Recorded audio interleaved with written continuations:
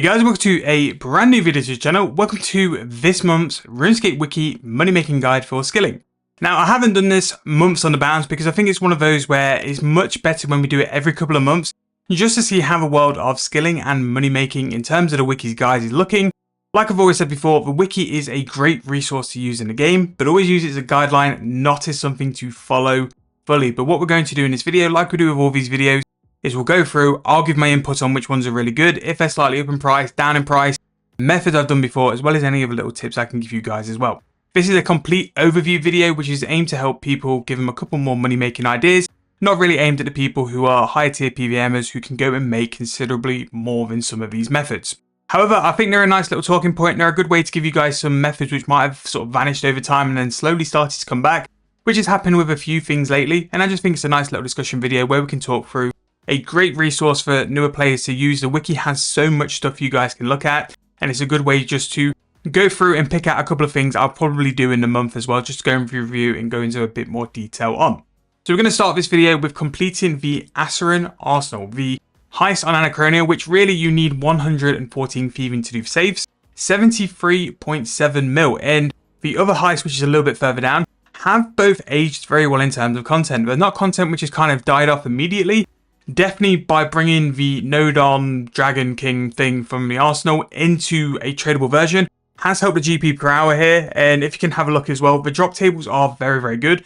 Very high requirements in terms of what you're going to need for it, but the Noden spike harness is what I was thinking about. That's sort of added some more GP here as well. But in terms of the drop table, very, very solid. And I am going to be doing a couple of videos where I go and spend X amount of hours both at the Arsenal as well as the other one, which is in the Shadow dig site. Now, runes is still a very strong way to make some cash, and sometimes I look at some of the moneymakers in terms of like necromancy runes and the prices which are thrown out with it, and I still can't believe they're this good this far on. The necromancy runes always have crashes, they go up and down all the time, and to see the spirit runes, yes, at the max 110 runecrafting level, to be 61.9 mil, it's just crazy. 7A Bond at some point is actually going to end up being a runecrafting slave, just because I want to go and train runecrafting with the Eternal Magical Staffs. I need 104 runecrafting, I'm only level like 99, might be 100, but I think for 104 runecrafting we are literally going to do necromancy runes. So spirit runes coming in at 61.9 mil, we have bone runes at 44.4, and we have the rest a little bit further down, but in between that we have a couple of other things. So Geocrosis up in price since the past couple of videos, 52.6 mil for that. The Gates Validinus 49.7. This is purely on the memory dowser. We've done a video already where I've gone and done my Reaper week with the Gates Validinus. The drop tables are solid, not spectacular. It's the memory dowser you're waiting for to go and make that kind of profit. That kind of profit isn't going to happen really until you go and get that memory dowser. The Croesus 4-man is 42.2 mil. The Vault of Herodetus, which is the other one, is going to be 40.8 mil.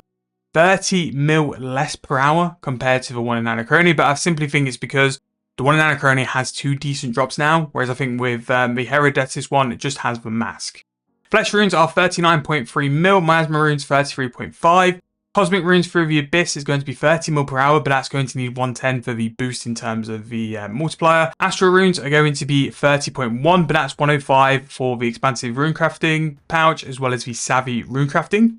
Blood runes through the Abyss is going to be 29.8, Nature runes through the Abyss 29.4, Time runes through the Abyss 27 mil. Again, runecrafting is still the superior skill, apart from some of like the semi-skilling bosses. Runecrafting is still very, very good. If you're someone who really wants to go after a big item, I would recommend that runecrafting, providing you've got all the things you need for it. There's a lot of requirements for runecrafting, so if we just go and have a quick look, not the expansive pouch. The expansive pouch is one of the things, but that's going to be 105 runecrafting to do that.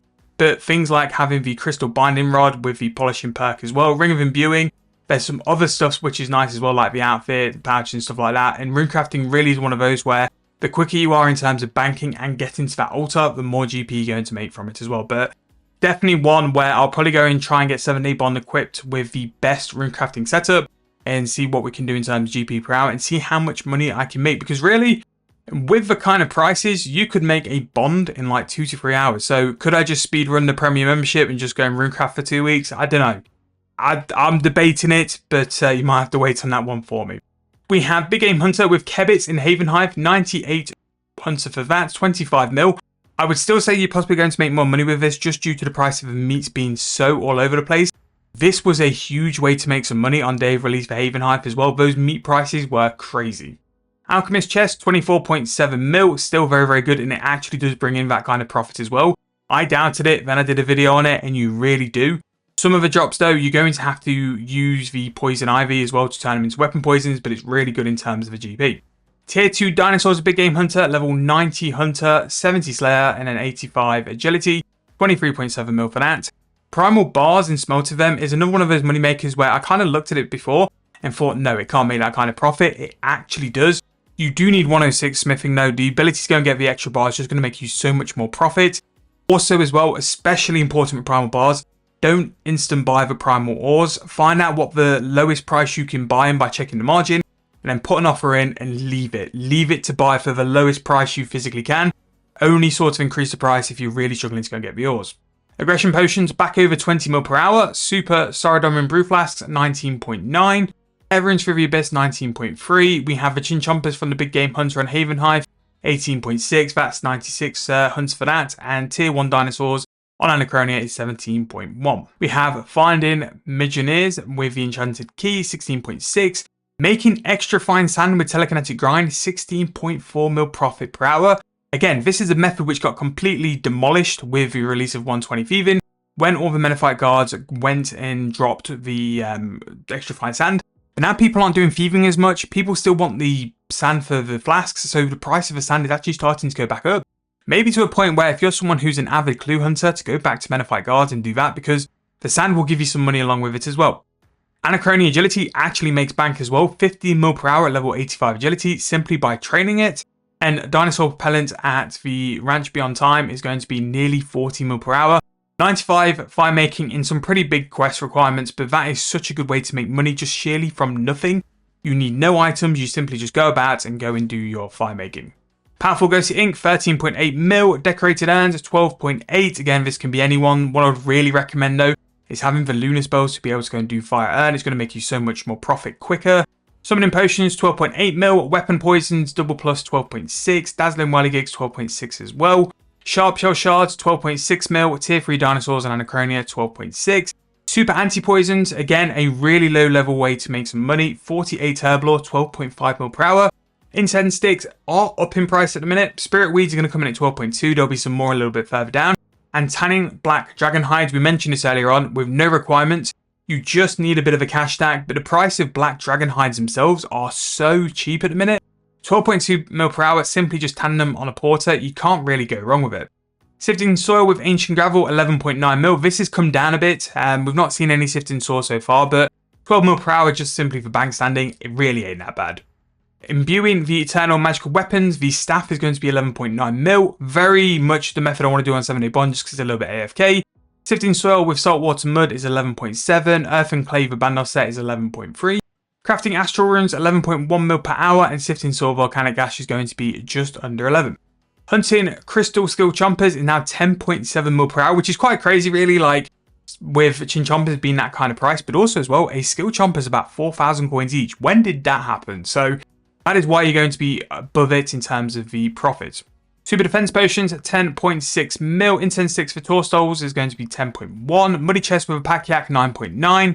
And the Sifting Soil with the Armadillo Soil is going to be 9.9. Ignis Jidinku still 9.7. Always consistent. Always stays around that range. And Spinning Flowers into Cloth for the Star Bloom is going to be 9.7 mil as well. Primal Extracts at 112 Herblore, 9.3. Magic Incense Sticks, 8.9 mil. Cutting Granite, 8.7. And Smithing Glorious Bars, 8.6. Fletching Headless Dino Arrow is going to be 8.4 mil profit. We're going to have different tiers of Fort from Frames. We have U at level 70, 8.3. Elder, 8.3 mil at level 90. So always do U. Elders is just too risky in terms of its price. You're investing so much into it.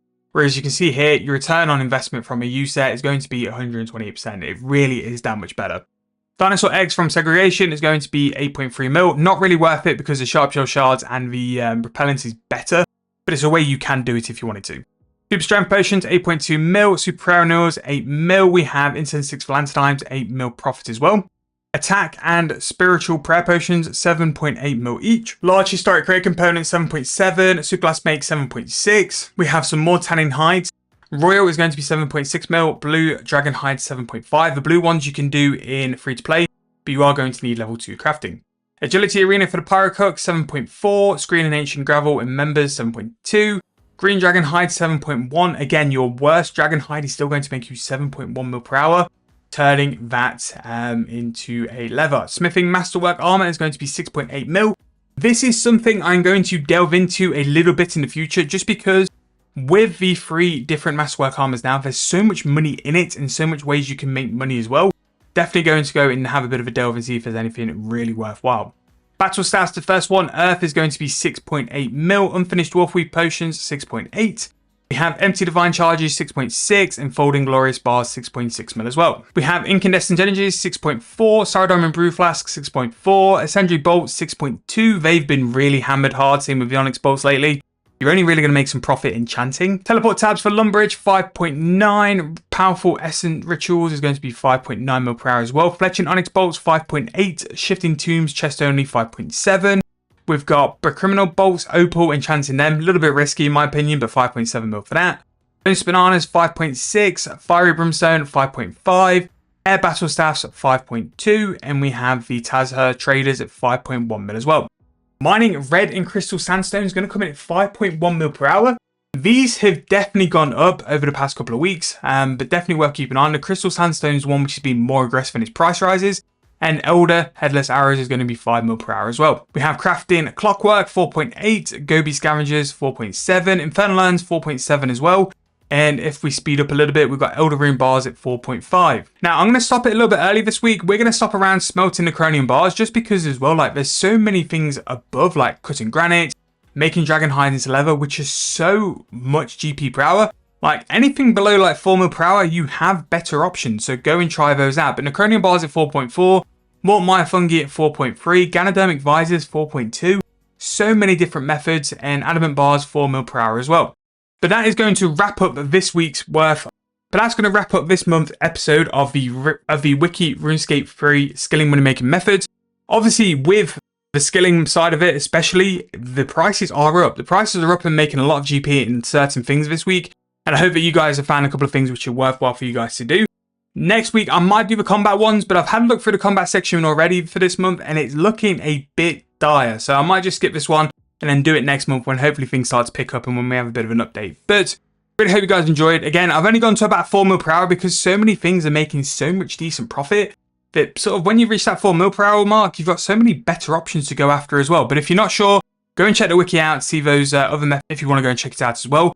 The wiki is a great tool. I simply do these videos for a bit of a discussion and to show you guys what you can go and find as well if you're looking for different methods. But thank you guys so much for watching. Really hope you enjoyed. I'll see you guys very soon in the next video.